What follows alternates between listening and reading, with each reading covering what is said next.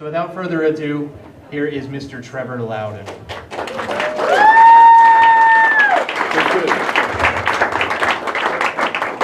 Thank you, Mike. Thank you guys for having me here tonight. It's wonderful to be back in Colorado. It's a great state. I love the people here. I love the atmosphere. There's no way this should be a blue state. Absolutely not. And I'm looking forward to helping to change it back to the colour it should be. It's also interesting, it's a small world. I met a man here tonight that I knew in New Zealand. I saw him, I won't point him out, he's a bit shy, but I looked at it across the room and I thought, surely that's not. And he came over to me and introduced himself, and you know, from Christchurch to Christchurch to Colorado. It was pretty cool. Now, I'm going to talk a little bit tonight about my book, and you'll understand why when I get down to it.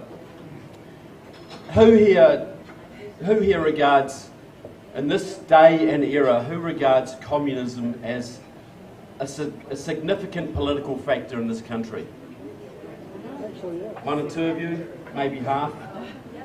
And I'm not surprised. I'm surprised that any do, actually, because you would hear nothing about it in the media. They're basically groups of people that, you know, still live in the 80s. They have no particular relevance to most Americans. Well, I hope to maybe change that view a little bit by the end of the evening. So, we just talked a little bit a minute ago. Well, for a start, I'll say a lot of people ask me why I should even care about the United States. Why would I come over here from a beautiful country like New Zealand to talk about American politics? Well, the bottom line is it's a pretty selfish reason. Because if America continues down its current path and goes into economic meltdown, it will also go into military meltdown. And that's happening right now. America is losing its position as the world's #1 military power. And there are certain countries around the world that are rubbing their hand in glee at that prospect. And big fish eat little fish, and if you guys become a little fish, you're going to get eaten, and my country's going to be next. Already the Chinese are moving into the South Pacific. They've got a foothold in Fiji now. They control Fiji, just to the north of my country. Just a few months ago, a retired Chinese general spoke to the Australian Minister of Defence and said to him publicly, now is the time for Australia to choose. Do you stay under American protection or do you come under Chinese protection? And if you've got any sense, it'll be under China, because we are the growing power in the region. Now, I don't idolise America. I love where America came from. I love the Constitution. I understand America's faults. But I'll tell you what, living in a little country in the South Pacific, I'd rather have the 7th Fleet patrolling the Pacific than the Chinese fleet. Because I know you guys are basically looking out for us and we share similar values. I do not want to live in a world ruled by China. I do not want my kids growing up under that kind of regime. And that is where it's heading if America goes under. A lot of people say to me, well, if America goes down, can I come and live in New Zealand? You know, come down for a visit, but it's no safe haven. Honduras is not a safe haven. Costa Rica is not a safe haven. Neither is Australia. There is not one country in the world that will survive as a free nation if America goes under. So every freedom-loving person in the world has a very strong vested interest in keep America strong, free and prosperous. So what is the main threat? Now, I want to give some examples. Who here is for open borders, open immigration into this country? Anybody?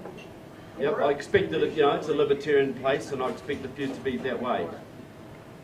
Well, I'm going to give an example of, forget the morality of this, you know, and I can understand the free market point of view that, you know, you want free exchange of ideas, free exchange of people across borders.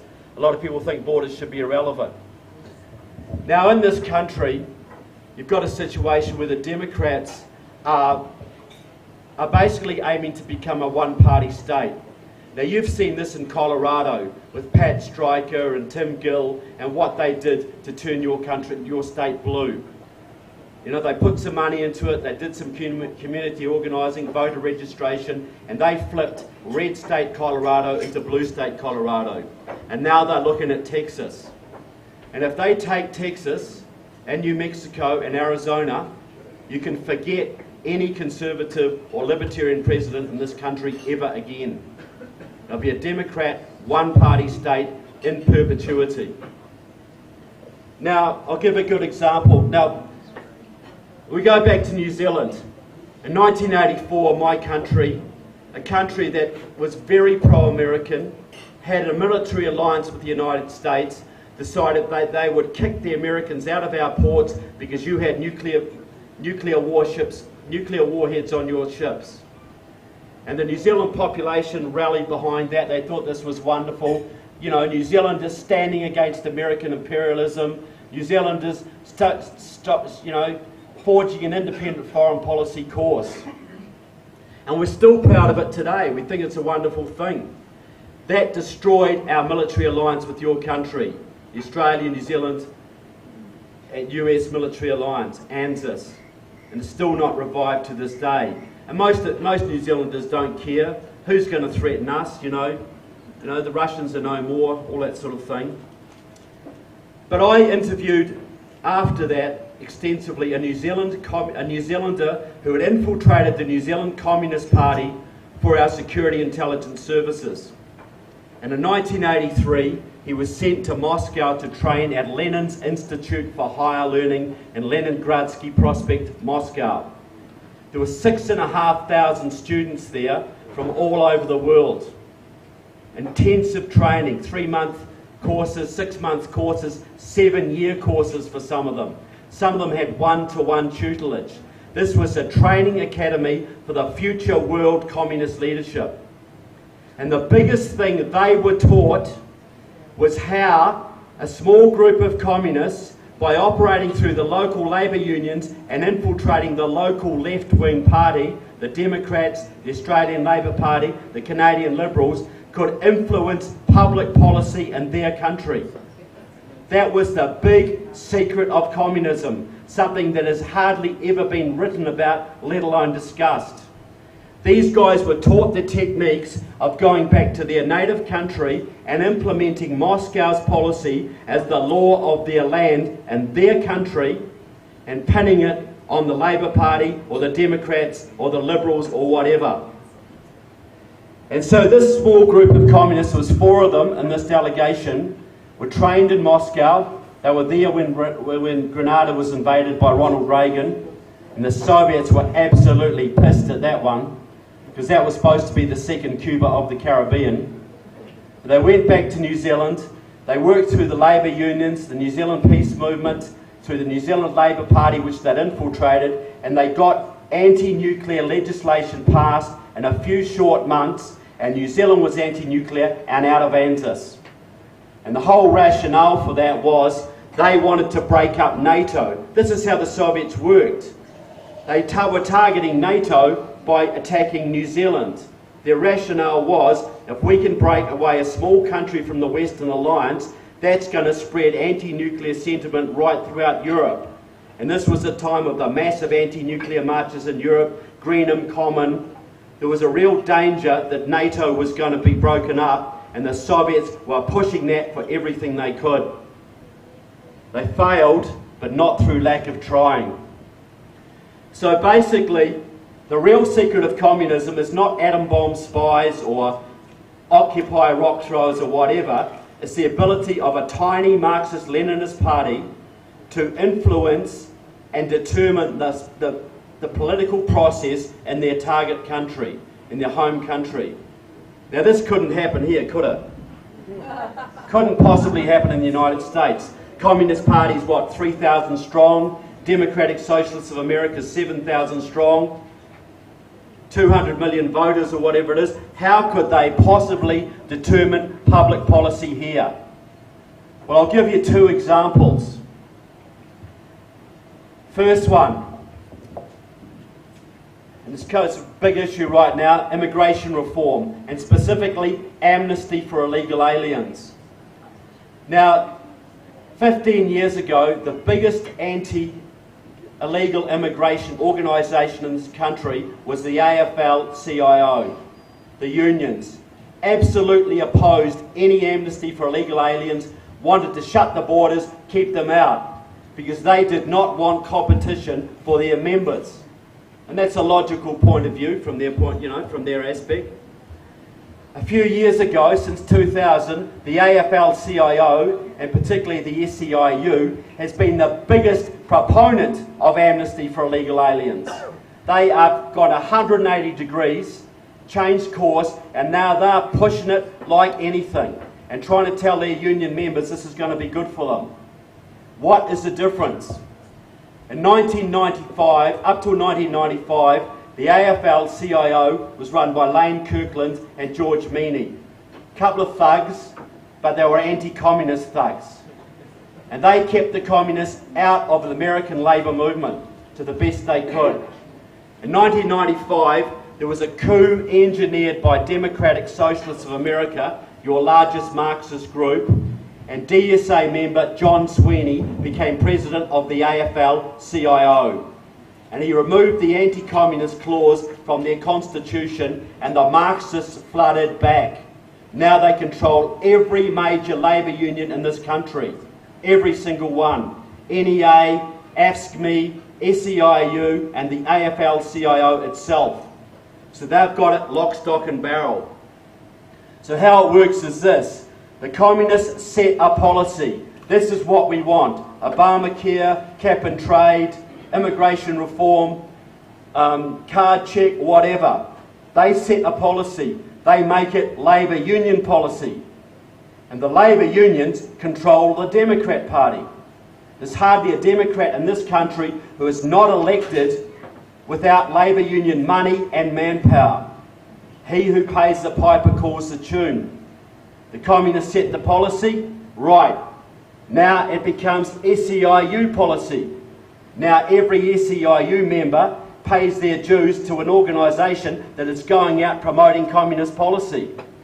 They go to Democrat Party conventions, they get Democrats elected, and they decide who the Democrats select. They dictate Democrat policy. So a small group of communists, a few thousand strong, control the labour unions, who then control the Democrat Party. So every time the Democrats propose a new move, I go back and read the People's World of 2 years ago, or Democratic Socialists of America's Democratic Left, and there it is. That's what they're talking about. What the communists talk about today will be union policy tomorrow and Democrat policy the day after.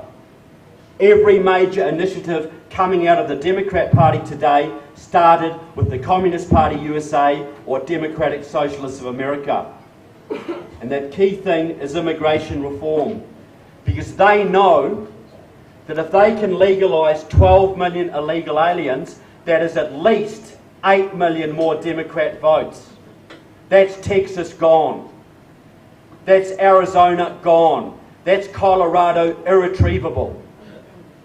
That's New Mexico gone. If you've got Texas and you've got California, there will never be a Republican president in this country ever again. And Eliseo Medina, who is the Vice President of SEIU and the leading immigration activist in this country, works with Gutierrez out of Chicago, works with Grijalva out of Arizona. He's the top man. I've got him on tape in 2009 at a progressive conference in Washington. He was talking about legalising illegal immigrants. And it was nothing about compassion, economy, moral principles. He said basically, if we are in the trenches with these people, they will never forget us. And if we can get legalised, put 12 million of these people voting, at least 8 million of them will vote for the left.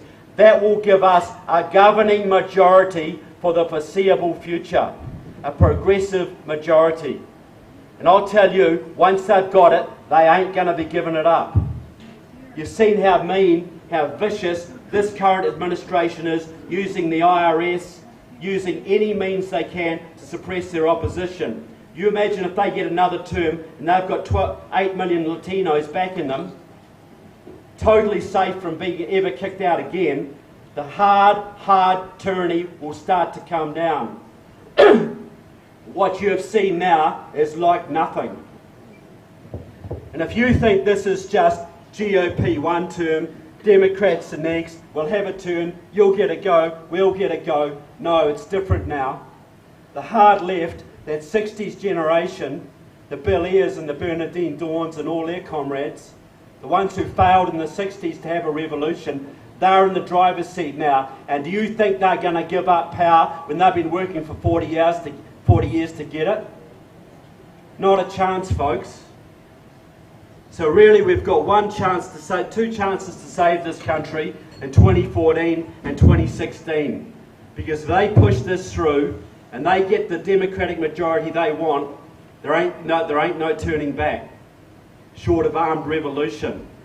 And if you think you're going to get all your guns together and take the Democrats out, well, they'll bring their Russian friends and their Chinese friends and their Cuban friends into this country, and you'll be facing civil war with enemy combatants on your soil. The other big example, of course, we all know is Obamacare. Now, we all know this is just a Liberal policy. You know, they're going to push single payer eventually, but, you know, France has got it, and New Zealand's got it, and Britain's got it. We can live with it. Obamacare was basically designed, the genesis of it goes way back, but they call on the example of Britain in the left uses the example of Britain in the 1940s. In the 1930s, the British working class voted Conservative. They were wedded to the Conservative Party. 1946, with the Bevan Report, they brought in the National Health Service. That changed the British working class from Conservative voters to Labour voters, Socialist voters. And the Democrats figure they can do the same thing now. It doesn't matter that the quality will be crap.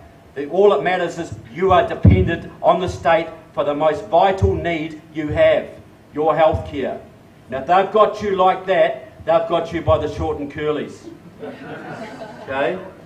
Now, the real father of socialised healthcare in this country is a man called Quentin Young, a doctor out of Chicago. He's pushing 90 now, but he's been pushing single payer for more than 50 years. He's set up numerous groups around the country, Physicians for a National Health Plan. He's worked with John Conyers, a whole bunch of your congressmen, to promote this idea. But it was only in 2008, with the Affordable Health Care Act, that they finally made progress. And it's not surprising it all happened under Mr. Obama, because for many years, Quentin Young was Barack Obama's personal physician. He openly claims credit for indoctrinating Mr. Obama in the ideas of socialised healthcare. Quentin Young was a 40-year member of the Communist Party USA. He left that organisation to join Democratic Socialists of America. Democratic Socialists of America, in their publications, name getting socialised healthcare, single payer, as their #1 priority. And they work through the Congressional Progressive Caucus, which they set up, 80 strong, full of people like Rosa DeLauro and Jan Schakowsky and Danny Davis and Nancy Pelosi and Barbara Lee, John Conyers, all these people. They basically run that block in Congress. They have worked for 40 years to get Obamacare into power and to push that on to socialised healthcare. And this, as you all know, it's nothing to do with healthcare. It's all about social control, getting you people dependent on the state. So there's two examples of how Marxists, small groups of Marxists, have altered or stand to alter your country forever. And if either of those things go through and are consolidated, the way back to a libertarian or a conservative future is damn near impossible. So this is serious stuff, folks. So what I've done, you know, I'll say a thing. If you apply for a government job in this country, the FBI will be having a wee look at you. They'll give you a security check. They'll check out your friends, they'll check out your family, your associates, your drug habits, your political associations, affiliations, overseas trips, you name it. They'll look at it because they understand that national security matters. Because this country, whether you realise it or not, has a lot of enemies, internal and external, who want to take you down. So they don't want unreliable people handling government secrets, being involved in the military, that sort of thing. But if you're a young guy and you put on a suit and tie and you get elected to Congress, you can be going to those communist meetings, you can go to Cuba on a regular basis, or down to visit Hugo Chavez. But you can sit in Congress on the Judiciary Committee, or the Intelligence Committee, or the Science and Technology Committee, and you can have all sorts of secret documents going over your desk, and you can be making all sorts of vital policy decisions for your country, and nobody will say boo. I will tell you there's at least 100 members of Congress and at least 30 members of Senate who wouldn't get a security clearance to clean the toilets at any military base in this country. Not a chance. But why does nobody call them out? Well, back in the old days, nobody thought that members of Congress would need security clearances, because the people would vet them. The people would decide. And if the people didn't do it, the media would. Well, that's a joke, isn't it? Because the media is a big part of the problem now. They're not going to rat on their buddies. So there's at least 100 members of Congress right now who have identifiable, documentable ties to hard left organisations. I'm talking Communist Party USA, Democratic Socialists of America, Workers' World Party, which is pro-North Korean and pro-Iranian, the Revolutionary Communist Party, Committees of Correspondence for Democracy and Socialism. At least 100 members of your Congress with identifiable ties to those organisations, and at least 30 members of your Senate. Now that's a pretty big chunk, in my opinion. When the Communists occasionally stand for office, they get 6 votes or 12 votes. So how come there can be 100 members of your Congress and 30 members of your Senate who are effectively Marxists? How can that be? If the media was doing its job and the people were more vigilant, could that happen? No. It couldn't. So the media's not calling them out, the people aren't calling them out, the GOP certainly is not calling them out, but I'm here to call them out. I'm here to name names and expose these people for who they are. My book is 700 pages. My first book on Obama was 700 pages, and I swore I'd make this one smaller. But the bloody commies kept coming. The deeper I dug, the more I found. I had to call it quits, you know, and I've let some of them off the hook. But there's 51 congressmen profiled in my book and 14 senators, some of the more obvious ones. Ties to the Institute for Policy Studies, communist groups, but the point I make in this book is they're not just up there spouting off. They are there implementing policy. They are promoting socialised health care. They're gutting your military, absolutely gutting it.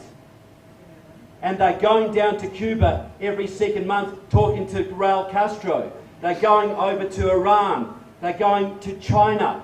Judy Chu. Alan West got himself in trouble in 2012. He said there were 80 communists in Congress. He should have been more precise with his terminology, but he was essentially correct.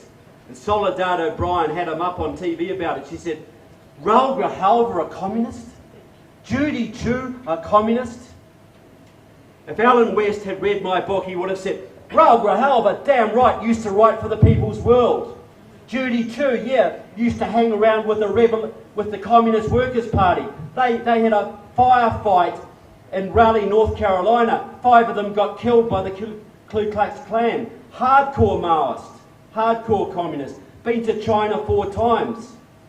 Basically as an agent of the Chinese government. Yeah, Judy Chu, exactly. Raul Grijalva. So my book names them. You may not be interested in the communist infiltration. It's an esoteric subject. But if you want to know the big force in your government and why a centre-right country like America is basically has a socialist government, how does that work? You elect these guys, you're all centre-right, or libertarian or conservative, but your reps are all socialists. If you want to find out how that works, read the book, because I give the mechanism, how it is done, and I name the names of the key players. And I think anybody who's serious about politics needs to understand what they're up against. These aren't just a bunch of liberals who have screwed up ideas. These are die-hard doctrinaires backed by Marxist labour unions and allied to foreign enemies of this country, Cuba, Venezuela, Nicaragua, China, North Korea, Iran, who are actively working in your Congress every single day to change your country forever. Every day. Now, what I say may sound far-fetched, folks, but read the book. Come back to me and challenge me. Not one person has challenged me on a point of fact to date. There's 700 pages there, 80 pages of which are references. So I want to say to you folks, you know, I come here because for the self-interest of my country, but also because I love America and what it stands for. And there's no country in the world, for all your problems, with a greater pool of people who understand constitutional liberty, the separation of powers, what makes a country great than there is in this country. Not a country in the world. You people stood up in 2010 and you stopped the left dead in its tracks, and they're still spitting tax over it. Absolutely. You imagine if you hadn't taken back the House in 2010. You'd have card check, you'd have cap and trade, you'd have comprehensive immigration reform. Obamacare would already be in. All of this stuff would already be in. And where the hell would you be then? So right now you've got a fighting chance to save this country. And I've gone round to more than 150 Tea Party and Libertarian and Conservative groups, and I am heartened at the fire in the belly that I see. The passion for taking back this country. I'm not here for the GOP or the great unwashed. I'm here for the patriots. The people who understand what this country is about and are fighting for it. So I just want to say to you guys, you're on the right track. Knuckle down. You're doing the right stuff. Do more of it, and you can take back this country and save my country at the same time. So thank you very much, and God bless America.